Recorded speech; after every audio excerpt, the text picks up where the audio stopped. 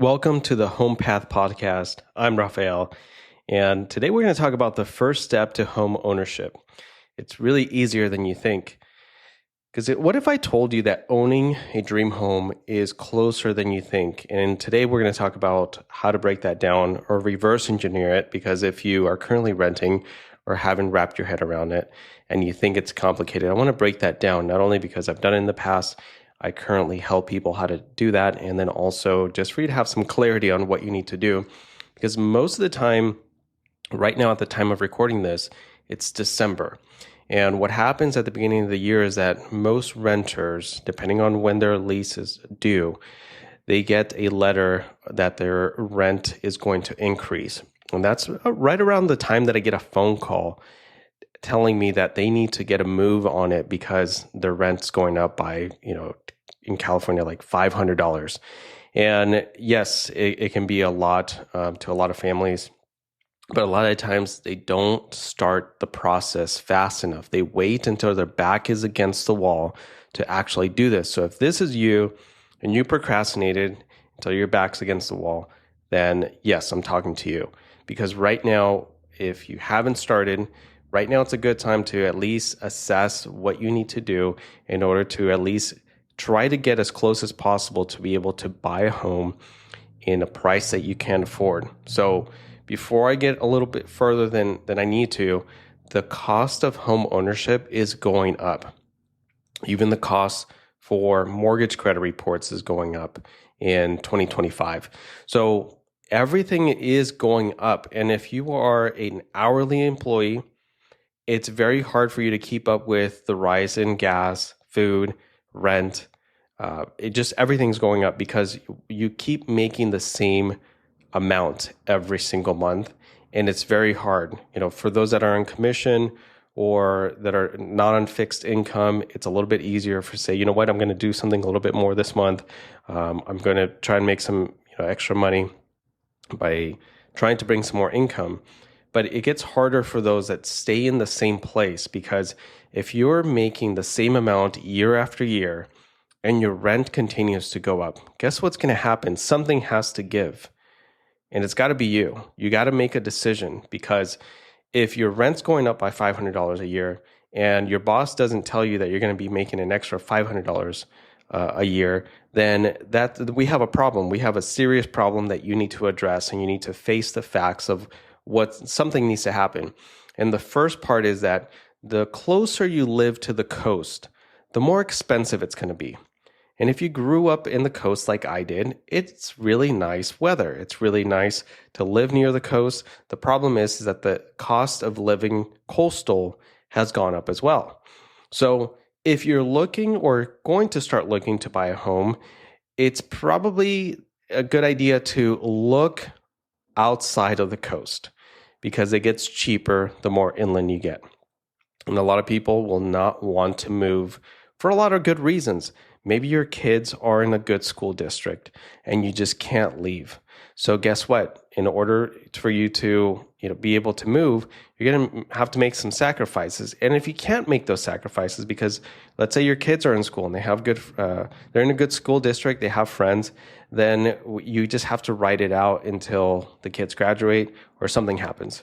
And if not, then you have to first start off by saying, am I willing to move? Because right now, we're not in a space and time where you have the luxury where you can just stay coastal or any city of your preference if you're not making the income. So before we get started, I have to address that you are going to have to make sacrifices.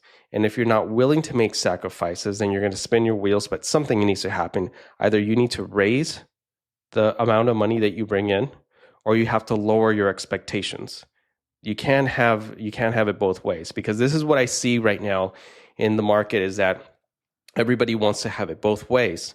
And this is a reality that we have to speak of, because you're just going to be spinning your wheels and everybody wastes their time, because not everybody can afford to live where they want to live. So there might be some adjustments that you have to do in order for you to be able to do that.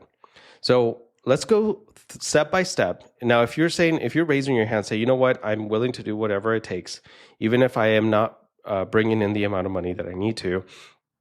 what are the first steps that I need to do in order to get myself or my family into a home in 2025? Well, today we're going to break that down. We're going to reverse engineer it, and we're going to talk about what are the first steps you need to do. And the first thing the question I'm going to ask you is, when was the last time you looked at your credit report? Because if you haven't looked at your credit report in a long time, there's a lot of free apps. Your bank accounts, whoever you bank with, they offer a free one, or you could just download creditkarma.com. I don't really like it, but in all, you should at least have some sort of awareness of where do you stand right now with your credit score, because that is the first thing you have to do. You have to look at your obligations. Where are you at with your credit card debt? Where are you at with your current car loans? Do you have a high interest on your car loans? Do you need to refinance them? Do you need to lower your obligations? Because it's not just how much money you bring in.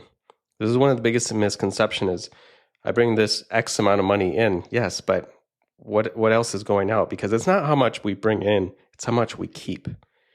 And if you're looking at your credit report, there's 3 credit bureaus, Experian, Equifax, and TransUnion.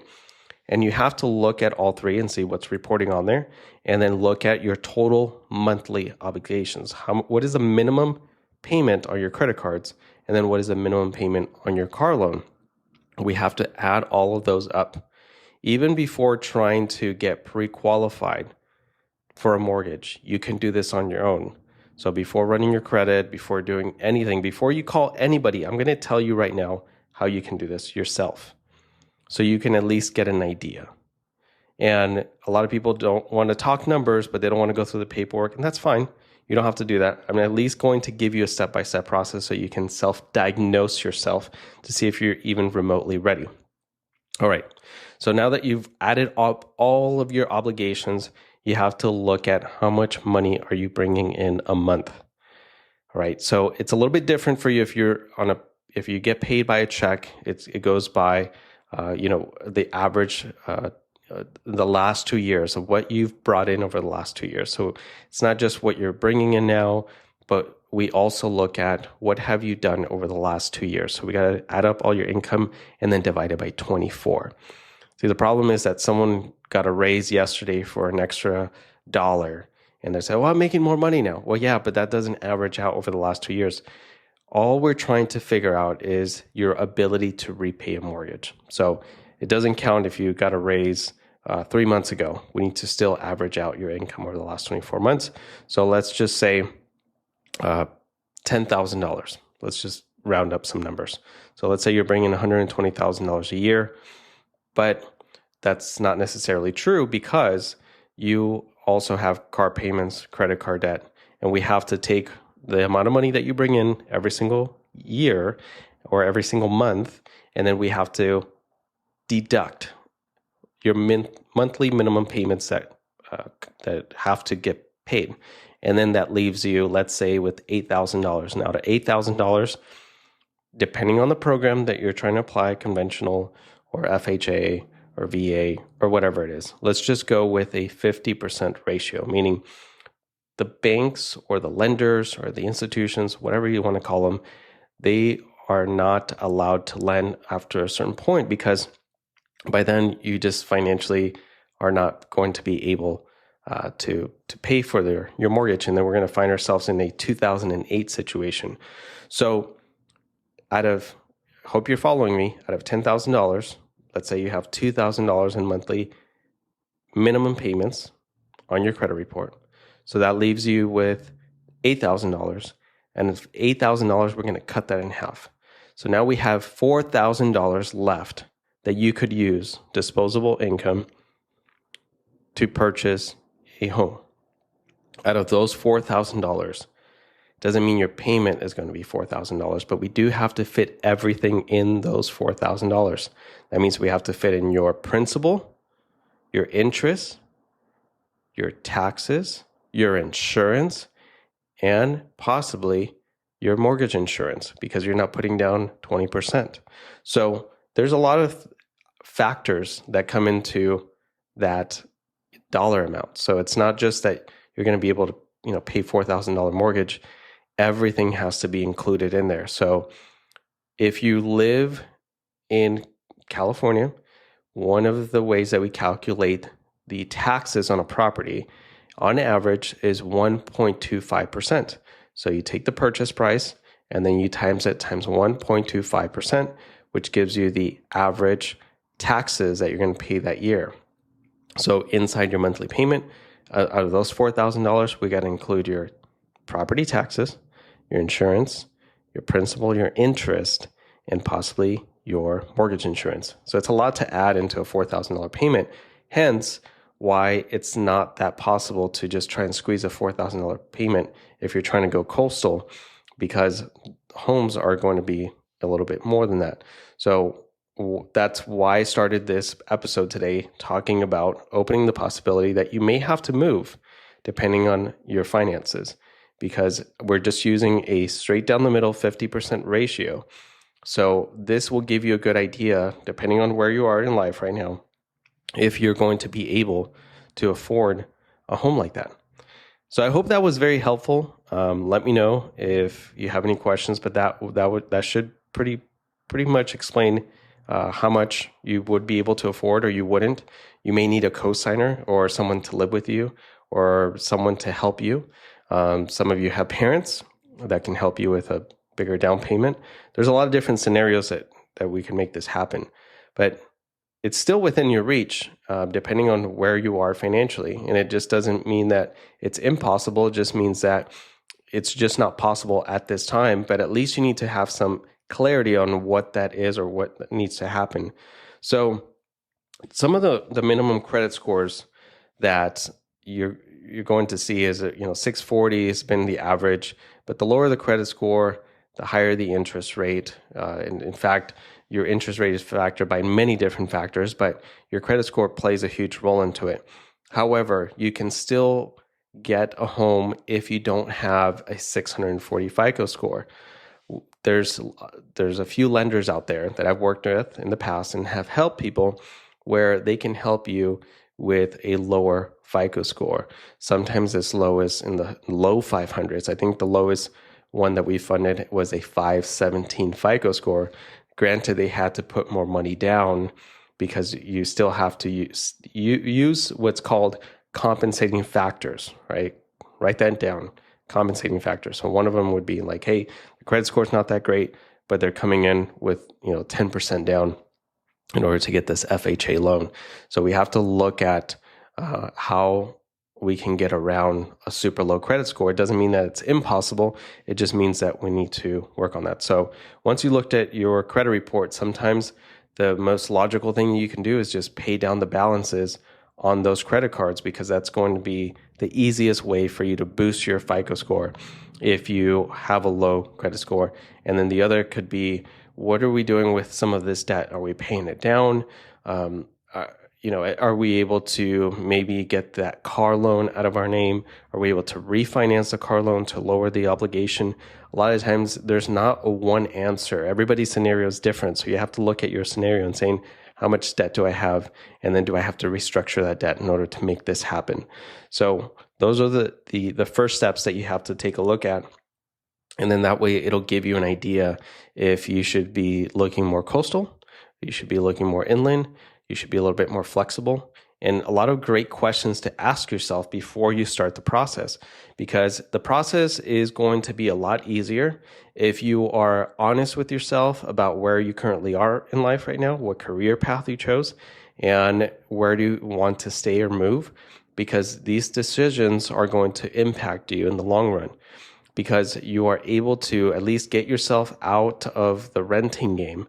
Because if you get yourself out of the renting game, one thing is for sure, when December happens again, and it will, you're not going to get a rent increase notice.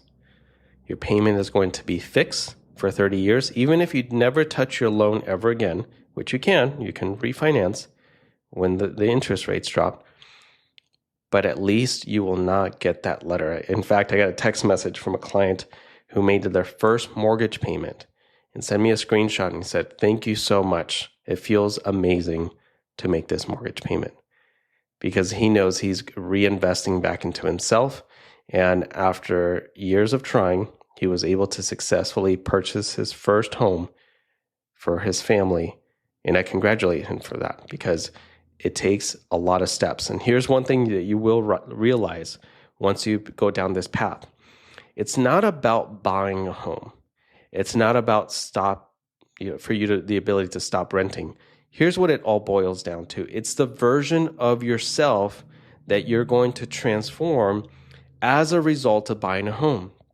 I think that's one of the greatest pleasures that I get from working with people just from different counties, is that the person that I meet them, whether it's years before or who they are, it's the person they become at the end when they finally settle into their homes. It's that first night that they sleep in their own home and they lay their head on their pillow and the tears start coming down their eyes. Not because it was the joy, which there is joy in it, but it's just the version of themselves that they had to become in order for them to obtain this goal for them. And I hope that wherever you are right now, that could be you as well. And all you have to do is make a decision today to say, yes, I'm going to at least take a look and look at my finances. And if it looks good, great. And if not, what do I need to do? Or who do I need to become in order to do that? So that's all I got for you guys today. Thanks for listening, and we'll see you in the next episode.